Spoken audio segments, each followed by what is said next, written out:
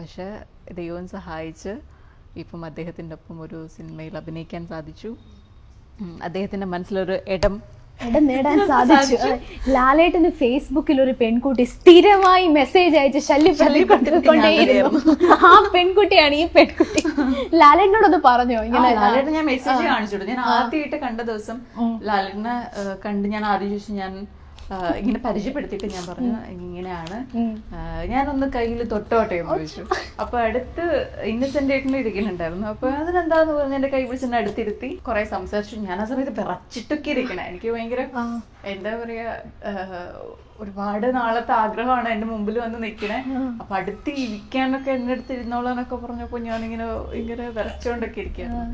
അപ്പൊ തൊട്ട് കഴിഞ്ഞു. പിന്നെ ഞാൻ എന്റെ ഫോൺ എടുത്ത് കാണിച്ചു നോക്കണ്ട, എന്തോരം മെസ്സേജ് ചെയ്തിട്ടുണ്ടെന്ന് അറിയോ എന്നൊക്കെ കണ്ടു. ആ മെസ്സേജ് ഒക്കെ അയച്ചത് ഞാൻ ലാസ്റ്റ് മെസ്സേജ് അയച്ചിരുന്നത് നോക്കിക്കോ 2